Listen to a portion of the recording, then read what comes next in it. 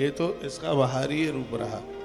अंदर की जो इसकी बात है वो यह है कि रात्रि सूक्त का जो पाठ करते हैं उनकी अज्ञान की रात्रि समाप्त हो जाती है, उन्हें ज्ञान प्रकट हो जाता है। वो लोग अपने आप को पहचान लेते हैं, हम कौन हैं, हम कौन थे, हमें क्या करना है, सब उन्हें पता हो जाता है। जीवन का जो तिमिर है, पंडित जी पुल मैं तुम्हें ही ये देख रहा हूं, मूंछों पे ताम मत लगाओ, पाठ कर लो। तो जीवन के अज्ञान को समाप्त करने के लिए यह रात्रि सूक्त का पाठ है जो वरदान है। जिनके बच्चे भुलक्कड़ हैं, इतना पढ़ते हैं कुछ भी याद नहीं होता, बार बार फेल हो जाते हैं और कहते हैं 1 नंबर से रह गए। 1 नंबर से इसलिए रह गए क्योंकि तैयारी में इतनी कमी रह गई, इसलिए 1 नंबर से रह गए। तैयारी में कमी रह गई, इसलिए 1 नंबर से रह गए।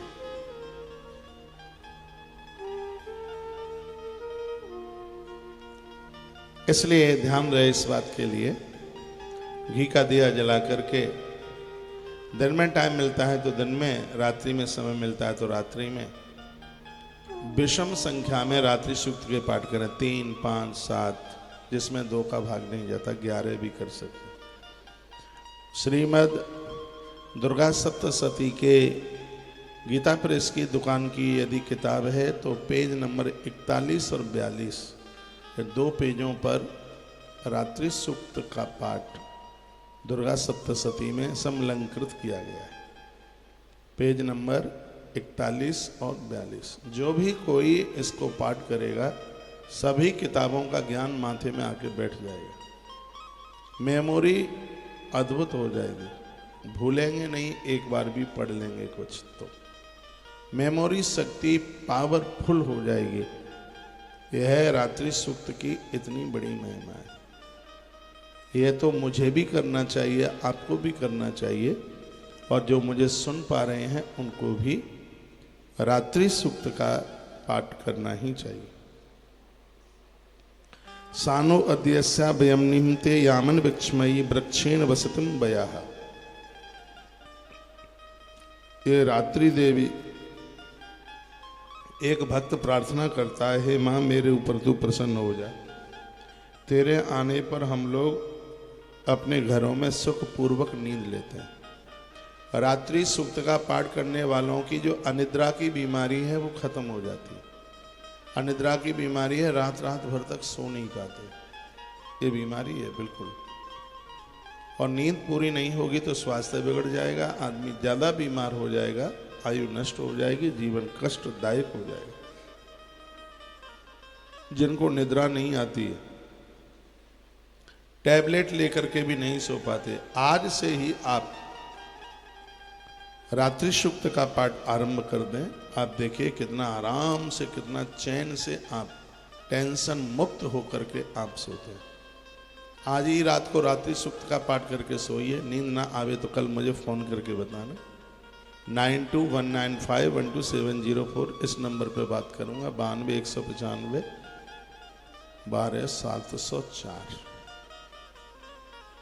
यह मेरा पुराना नंबर है, आजकल ऑफिस में रहता है क्योंकि लोगों के इस पे मैसेज फ़ोन ज़्यादा आते हैं, उतना मुझे टाइम मिल नहीं पाता है पूरा सुनने के लिए। नहीं तो मेरा ओरिजिनल नंबर तो यही है, जिसको असली वाला नंबर कहते हैं, और पुराना है, जब से मोबाइल चालू हुए थे तब से नंबर। तो यह भी नंबर अपने पास में रखिए। कोई आपका कोई प्रमुख समाचार, कोई सूचना होती है तो तत्काल मेरे पास इन्फॉर्मेशन आती है इसकी। कभी कोई ऐसी दिक्कत परेशानी और कहीं हमारी बहुत ज़्यादा ज़रूरत आपको पड़ती है और मुझसे बात नहीं हो पा रही है तो अपना एक मैसेज इस नंबर पर आप छोड़ दें, 9219512704 92 195 12 704। आपका संदेश हमारे पास तक आ जाएगा। कोई बहुत ज़रूरी बात होगी तो फिर मैं इधर से आपको कॉल करके आपसे बात भी करूँगा। यदि मुझसे किसी का भला होता है तो मेरे लिए ये बहुत बड़ी संपदा है। करिया पंडित जी, देख ठीक से।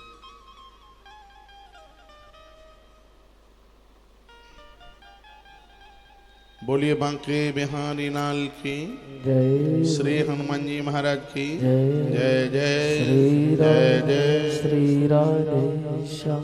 तो सानो अध्यसा व्यमृते यामन वृक्षमयी वृक्षे नवसतिम वयः। हे रात्रि देवी माता, आपके आने पर वृक्षों के ऊपर पंछी सो जाते, वह तेरी ही कृपा होती है। पंछियों को, पशुओं को भी सोने की जरूरत होती है, और ये तेरी कृपा ही तो है कि पेड़ों से तुम जीव को नीचे नहीं गिरने देते। निग्रामासु अवक्षत न पद्धंतो न पक्षिणा निशे नासिदर्थिनः। उस करुणामयी रात्रि देवी के अंक में संपूर्ण जगत, मनुष्य, चलने वाले घोड़े, हाथी, कीट पतंग सब माँ तेरी कृपा से सुख की अनुभूति करते हैं। लोग लंबे समय के लिए अन्न के बिना रह सकते हैं, लेकिन लोग लंबे समय के लिए नींद के बिना नहीं रह सकते। आप में से किसी को कह दिया जाए कि हम तुम्हें भारत का प्राइम मिनिस्टर बनाए देते हैं, लेकिन जब तक जिंदे रहोगे तब तक तुम्हें सोने नहीं देंगे, मुझे नहीं लगता कि आप में से कोई एक भी व्यक्ति प्रधानमंत्री बनने के लिए, राष्ट्रपति बनने के लिए तैयार हो जाए। कोई भी नहीं होगा। आप कहोगे प्रधानमंत्री की गद्दी रखो अपने घर, हमें नहीं चाहिए नींद के बिना। लोगों में तो, विद्यार्थियों में डंडे पड़ते रहे तो भी बिस्तरा छोड़ने को तैयार नहीं होते। नींद ही इतनी प्यारी लगती है, इतनी बढ़िया लगती है। दो चार चांटे पड़ जाते हैं तब तो आंखें मीड़ी जाती हैं कि लगता है कि अब कोई मार रहा है। नींद में सुख मिलता है, नींद में चैन मिलता है। ये भजन नींद ठीक से आ जाए, इसके लिए हम साधना करते हैं। लोग कहते हैं भजनानंदियों को नींद नहीं आती। आती है, दिन में नहीं, रात में आती है, समय पर आती है, और बड़ी मस्ती की आती है। ऐसी आती है बाबा सोबे जा घर में और टांगे पसारे बा घर में, ऐसे सोता है खर्राटे भर करके। चैन की नींद सोता है। एक टेंशन की नींद और चैन की नींद, दोनों में बड़ा अंतर है। चैन की नींद में गहराई होती है, अंदर बहुत गहरा होता है, वह उसको एक आनंद की अनुभूति, सुकून मिलता है चैन, बिना टेंशन के। तो जो रात्रि सूक्त का पाठ है वो आपको ऐसी नींद दे देगा जो नींद तुम्हारे स्वास्थ्य को मजबूत कर देगी। मैं कहूँगा पूरा देश मुझे सीधा वृंदावन से सुन पा रहा है, इस रात्रि सूक्त को स्वीकार कर लें आप, और रात्रि सूक्त का पाठ आप करें। आज नारंगी चढ़ाई है माँ को। आज कुसमांडा मैया का चौथा दिन है, तो इसमें नारंगी और भोग में गुलगुले, वो छोटे छोटे पुआ बनाए जाते हैं। छोटी गोवर्धन पूजा वाले छोटे छोटे पुआ बनाए जाते हैं। गुलगुले का, पुआ का, मालपुआ का भी लोग भोग लगाते हैं। इसमें खीर मालपुआ का भोग लगाइए, माँ को भोग लगाइए। आज का दिन बड़ा बढ़िया है। मैंने वीडियो डाली है, सुबह 6 बजे मोबाइल में पहुंच गई है, एक बार उसको जरूर सुन लीजिए। कल रात्रि की धर्म यात्रा कार्यक्रम में बहुत आनंद आया। हम बहुत देर तक चंद्र घंटा माँ के ऊपर ही बोलते रहे।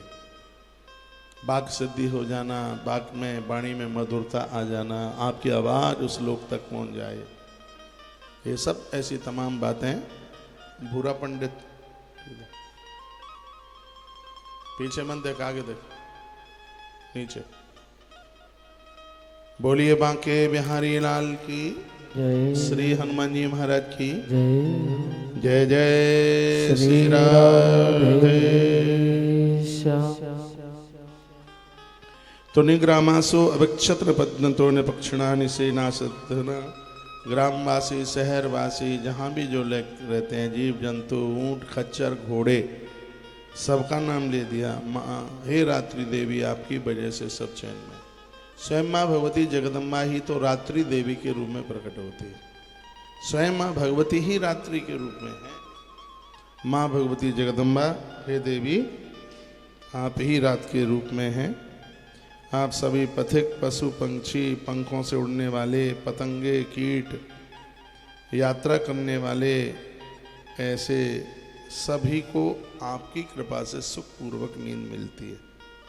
हे रात्रिमयी माता, तुम कृपा करके वासनामयी व्रत की तथा पापमय व्रत को हमसे अलग कर दो। अब ये सुंदर बात देख लीजिए, ये जो रात्रि सूक्त का पाठ करते हैं वह रात्रि में अपराध नहीं कर सकते। बिल्कुल चोरी करना, डकैती करना, लात बलात, ये सब रात्रि के ही तो दोष हैं।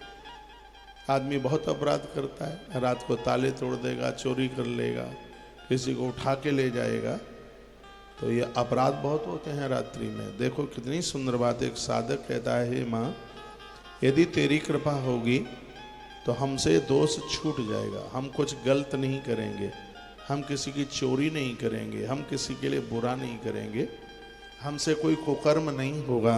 हे माँ, जिसने ब्रह्म संयम जीवन जीने का अपने आप को भरोसा दिया है, जीवन भर ब्रह्म संयमित जिंदगी जीना चाहे, चाहे वो स्त्री हो और चाहे वो पुरुष, उसका ब्रह्मचर्य मजबूत हो जाएगा जो रात्रि सूक्त का पाठ करेगा।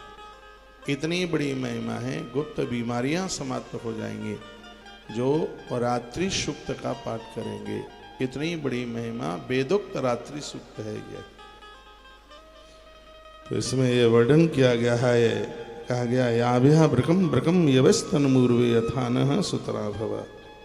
हमारे दिन रात रूपी ये ब्रक और बकी, बगुला और बगुली रूपे इन अपराधों को हे माँ आपकी कृपा की तरह सुतरा भव, संसार से हम इनको बिल्कुल अलग कर देंगे आपकी कृपा। दुर्गा सप्तशती इतनी अद्भुत है कि 6 महीना दुर्गा सप्तशती पर प्रवचन किया जाए तो हो सकता है कि 6 महीने में भी पूरा ना हो पाए, इतना अद्भुत है। अभी मैंने दिल्ली में दुर्गा कवच की चर्चा आपसे करी और मैं ऐसा कुछ सोच के आया नहीं था कि मैं रात्रि सूक्त के ऊपर ही कुछ बोलूँगा। बस दुर्गा सप्तशती मेरे सामने थी, जैसे ही मैंने पन्ना खोला तो सबसे पहले रात्रि सूक्त के ऊपर ही निगाह पड़ गई और वहीं से बोलना शुरू कर दिया।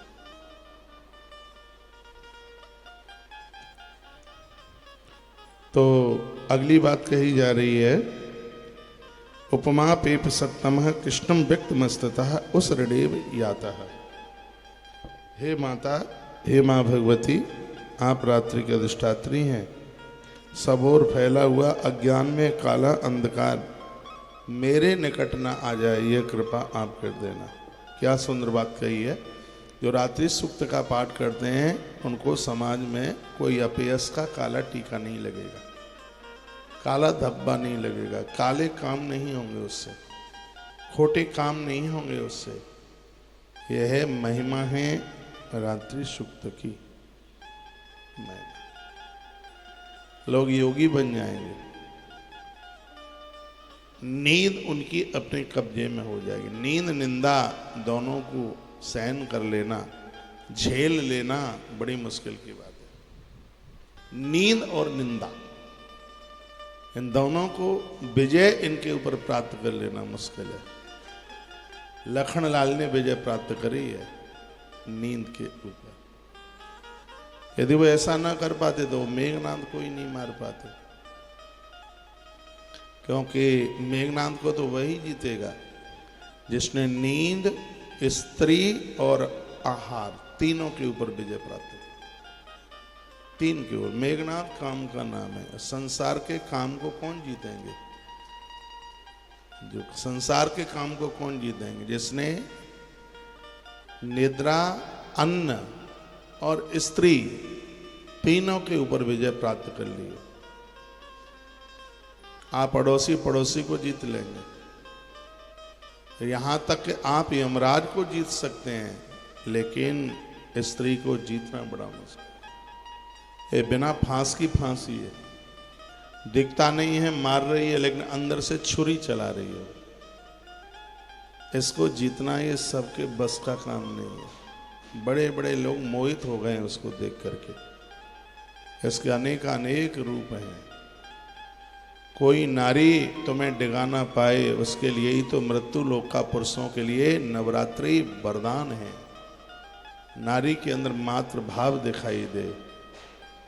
और मैं कहूँगा कि यदि किसी भी अनुष्ठान में तुम्हारी इंद्रियां, भड़काऊ इंद्रियां इधर उधर नहीं भटकती हैं तो तुम्हारा अनुष्ठान सिद्ध हो रहा है। सुंदर पुरुष या सुंदर स्त्री को देखकर आंख में काम वासना चल के आ रही है, समझ लेना पुण्य क्षीण हो रहे हैं, कुछ नहीं मिल रहा है ये किए हुए का। ये बालक बहुत देर से तो बैठा था, इसलिए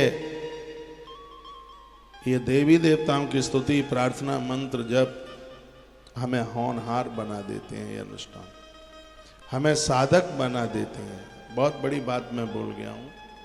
रात्रि सूक्त का पाठ करने से सुंदर स्त्री और सुंदर पुरुष का कोई आकर्षण नहीं होगा। एक साधक ने यही तो प्रार्थना करी है, हे माँ, प्राय रात में लोगों को वासना घेरती है, लोग कुकर्मी हो जाते हैं, गलत कर बैठते हैं। माँ आपके चरणों में प्रार्थना है, हमें इस दोष से बचाइए, क्योंकि रात्रि की प्रमुख देवी तो तू है, कृपा कर दीजिए। माँ आपसे प्रार्थना है। एक साधक इस प्रकार से माँ को प्रार्थना करता है। उपमा पे विषत्म कृष्णम व्यक्त मस्ततः उस रड़े यात है। हे माँ, यह अज्ञान का मोह रूपी अज्ञान मेरे पास आ रहा है। जैसे धन देकर अपने भक्तों के तू ऋण को दूर कर देती है, उसी प्रकार से ज्ञान दे करके तू हमारे अज्ञान को दूर कर दे। क्या सुंदर बात कही है। जैसे किसी व्यक्ति के ऊपर कर्ज बहुत बढ़ गया है तो भी वो रात भर सो नहीं पाता, हे माँ, उस भक्त को जैसे तू धन देकर उसको ऋण से मुक्त कर देती है, उसी प्रकार से तू मुझे ज्ञान दे करके अज्ञान से मुक्त कर दे। आपके चरणों में प्रार्थना है। ये एक साधक ने मां को कहा। जो भी कोई रात्रि सूक्त का पाठ करेगा उसके जीवन में अज्ञान तो रहेगा ही नहीं, उसकी मेमोरी बढ़ जाएगी, सोचने की शक्ति बढ़ जाएगी, विल पावर बढ़ जाएगा उसका, रात्रि सूक्त की। और मैं इतना जोर लगा के बोल रहा हूं, लेकिन 2 4 5 ही लोग इसको तैयार होंगे, मुझे मालूम है ना। कौन करेंगे? नहीं तो वो तो भैंस के कान पर बीन बजाना है। ये बात अटूट है, सत्य है। जो रात्रि सूक्त का पाठ करेगा दुनिया का प्रसिद्ध पंडित बन जाएगा, वो उसके सामने कोई टिक नहीं पाएगा, इतना बड़ा विद्वान हो जाएगा। पूज्य कालिदास जी महाराज जी को रात्रि सूक्त कंठस्थ था, सिद्ध था उन्हें रात्रि सूक्त, जिनको माँ परम्भा काली ने, गढ़ कालिका माता ने, जो उज्जैन में है, प्रत्यक्ष रूप से दर्शन दे दिए थे। रात्रि सूक्त का ही पाठ सुना दिया था। माँ ने प्रकट होकर के दर्शन दिए कालिदास को और कहा, रात भर में तू किताबों का दर्शन कर लेगा। मैं कहाँ जाऊँ किताब देखने के लिए? मैया ने लाइब्रेरी प्रकट कर दी थी और रात भर उन किताबों को कुरेदते रहे कालिदास। पढ़ा नहीं, बस पेज पलटते रहे। जितनी किताबें उन्होंने पलट ली थी वो सब कालिदास के कंठ में आके समाहित हो गई, सब उन्हें कंठस्थ हो गए। विद्यार्थियों के लिए तो वरदान है, विद्या प्राप्ति के लिए ये दिव्य साधन है, शक्ति है, साधना है। नवरात्रा का अनुष्ठान। अन्न में बहुत दोष होते हैं। जिस प्रकार से औषधि लेने के लिए परहेज किया जाता है, जब दवाई लेते हैं तो उसमें परहेज होता है, ये नहीं खाना, ये नहीं खाना है। यदि ये खाओगे तो दवाई फायदा नहीं करेगी। उसी प्रकार से अन्न में दोष है, तो अन्न छोड़ने का परहेज है। किसी भी पूजा में आप अन्न खाओगे तो पूजा आपकी प्रभावित नहीं होगी, उपवास आपका प्रभावित नहीं होगा। तो अन्न में 48 दोष है, 48 दोष है, इसलिए उसको छोड़ने के लिए कहा। वो व्रत में तो भूख की अनुभूति होनी चाहिए कि मैं भूखा हूं या मैं भूखे। शेर भर कोटू खा गए, शेर भर आलू खा गए, मठा पी लिया, खीर खाई, चढ़ते रहे पूरे दिन, जो मिला सोई हजम कर दिया। काय के व्रत? बहुत लोग तो एक दाढ़ से व्रत करते हैं, कहते हैं हम तो व्रत में एक दाढ़ से, बस एक ही दाढ़ से खाते हैं। आपने चारा कूटने वाली मशीन देखी हो, कभी कभी उसमें 2 की जगह पर गड़सा एक ही होता है। तो जिस मशीन में एक गड़सा होता है तो क्या वो चारा कूटने में कमी करती है? नहीं। तो जिनकी एक तरफ की दाढ़ें गिर गई हों उनको पूछ लेना कि तुम्हारे पास एक ही तरफ की दाढ़ है तो क्या तुम्हारा भोजन आधा हो गया है पहले से? आधा तो नहीं हो गया है, 2.5 गुना ज्यादा और हो गया है। तो एक ही दाढ़ कमाल कर देगी, बिल्कुल जेसीबी जैसा खोंचा आगे का। बहुत लोग एक दाढ़ से हम भोजन कर लेते हैं, दोनों दाढ़ों का इस्तेमाल नहीं करते। उनके कुछ ऐसे भी व्रत होते हैं। कुछ कहते हैं दिन में नहीं हम खाते हैं, हम रात को सोते समय ले लेते हैं 5-7 फुल्का। उसको आप व्रत मत मानिए। तो व्रत में कल मैंने 2-3 तरह के व्रत बताए हैं आपको। एक भुक्तम, हाँ, एक बार भोजन लेकर के आप उसको पूरा व्रत नहीं कह सकते। उसको आप पूरा व्रत तो तभी है जब आप दिन भर कोई किसी भी प्रकार का आहार नहीं लेते। उसकी महिमा है अपने आप में बहुत ज्यादा। तो उपते गायवा करम बड़िश्व दुही तरदेवा रात्रि स्तोमम न जिज्ञुसे, यानी साधक मैया को कहता है कि हे माता तुम दूध देने वाली गैया के समान है। रात्रि देवी को साधक ने कहा तुम दूध देने वाली गाय के समान हो, मैं तुम्हारे समीप आकर मैं आपकी स्तुति करता हूँ।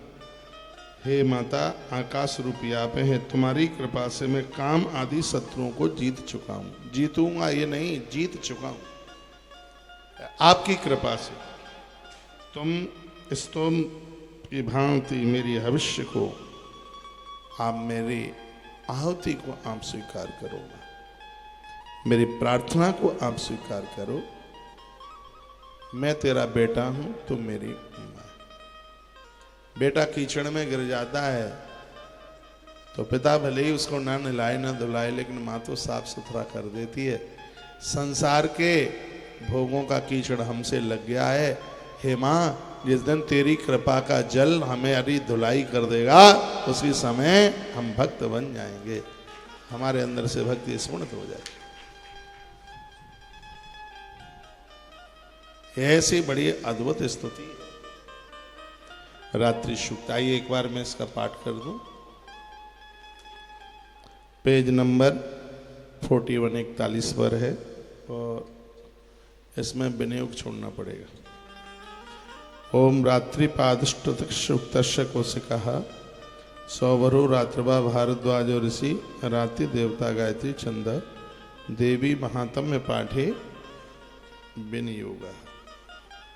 ओम रात्रि विक्षदायति पुरता देविक छवि विश्वा अधिश्रियोदिता और बप्रा अमृता निवतो देवी दुतः ज्योतिकाम बाधते तम निरस्वसार्मकटोषसम देव्यायति अपेदु हासते सानो अद्यस्या वयम निते यामन विक्षमयी वृक्षेण वसतम वया निग्रामासो अवक्षित न पद्मतो न पक्षिणः निश्चयनाचदर्तना याव्या ब्रकम ब्रकम यवस्तन मूर्मे अथानः सुत्राभव उपमा पे विशतमा कृष्णम व्यक्तमस्तता उसरडे यातया उपते गायवा कर्मृश्व दुहितर्दवः रातिस्तुमं जिज्ञोसे। ये 8 सूत्रों में रात्रि सूक्त का पाठ किया गया है। एक है वेदोक्त और एक है तंत्रोक्त। वेदोक्त में हमारी श्रद्धा ज्यादा है, तंत्र में नहीं है, बिल्कुल भी नहीं है, 0/0 है तंत्र में। जो तांत्रिक लोग हैं वो बहुत जल्दी जिन्हें सिद्धि मिल जावे उनके लिए पेज नंबर 43 पर रात्रि सूक्त है, उस पर लिखा है तंत्रोक्त रात्रि सूक्त। ऐसे सूत्रों का ये बहुत लोग इसको मरघट में करते हैं, आप ये चक्कर में मत आ जाना। मरघट में करेंगे, शमशान घाट में करेंगे, मुर्दा सामने डाल लेंगे और खून घी में मिला करके फिर वो एक एक इसका श्लोक बोल करके वो आहुति डालते हैं। ये तांत्रिक लोग करते हैं ऐसे।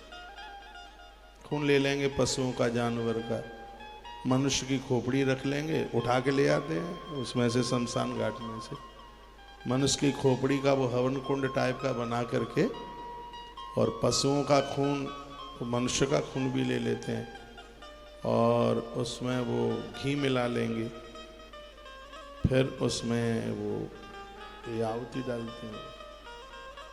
ये ठीक नहीं है, बिल्कुल ठीक नहीं है। ये तांत्रिकों की बड़ी दुर्गति हो जाती है बाद में। थोड़ी देर के लिए वो चमत्कार दिखा देंगे, हाँ थोड़ी देर समय के लिए तो वो सब दिख जाएगा कि बहुत बड़ा सिद्ध है, लेकिन है कुछ नहीं, कुछ भी नहीं। मैंने तो संतों के बहुत सानिध्य पाए हैं, और कल परसों मैं निवेदन कर रहा था, मैंने तो ऐसे साधु के दर्शन किए, अपनी देह में से प्राण निकाल के मुर्दे में घुस गया और मुर्दा खड़ा हो गया। ये सत्य है बिल्कुल। आदि शंकराचार्य भगवान ने भी तो ऐसा किया था। शंकराचार्य भगवान जिस समय उनका शास्त्रार्थ चल रहा था मंडन मिश्र से, तो मंडन मिश्र को उन्होंने परास्त कर दिया था। तो उनकी पत्नी बोली, मेरे पति तो परास्त तब होंगे ना, मैं अर्धांगिनी हूं, आप मुझे भी परास्त करके बता दें। तो एक गृहस्थ सूत्र में उस नारी ने एक ऐसा प्रश्न कर दिया, वो मैं यहां से बोल नहीं सकता, तो ऐसा वो प्रश्न कर दिया, आदि शंकराचार्य भगवान खड़े हो गए उस प्रश्न पर, क्योंकि उन्होंने तो गृहस्थी भोगी नहीं थी, उन्हें कोई जानकारी नहीं थी गृहस्थ की। तो वो बताते कैसे उन्होंने 6 महीने का टाइम मांगा शंकराचार्य भगवान ने। उन्हीं दिनों में राजा की मृत्यु हुई। उन्होंने अपने चेलों से कहा, गुफा में मेरे शरीर का ध्यान रखना, और वो राजा के शरीर में प्रवेश हो गए। रानी समझ नहीं पाई कि ये मेरे पति है, और राजा की देह में अपने आप को प्रवेश करके उन्होंने उस रानी से बहुत जानकारी ली, और तब आकर के उन्होंने मंडन मिश्र और उनकी गृहिणी को अपने शास्त्रार्थ में परास्त कर दिया। तो साधना तो बहुत ऊंची श्रेणी की होती है। ऐसा नहीं है कि वो तांत्रिक थे आदि शंकराचार्य भगवान, नहीं, वो सात्विक वेदोक्त आराधना, पूजा, साधना, योग स्वयं शिव ही उनके रूप में आए हैं। तो मैं एक बार में फिर आपको कहूँगा, ये तंत्रोक्त रात्रि सूक्त का भी पाठ करते हैं, तो इसको भी वेदोक्त विधि से ही कीजिए। इसको आप कर सकते हैं, त्वं स्वाहा त्वं सुधा त्वमयि वषट्कार स्वरात्मका।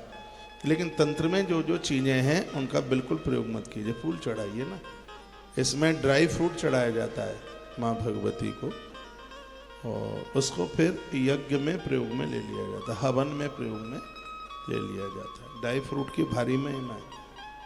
पंचमेवा तो पूजा में लिए जाते हैं, उसको पूजा में लिया जाता है।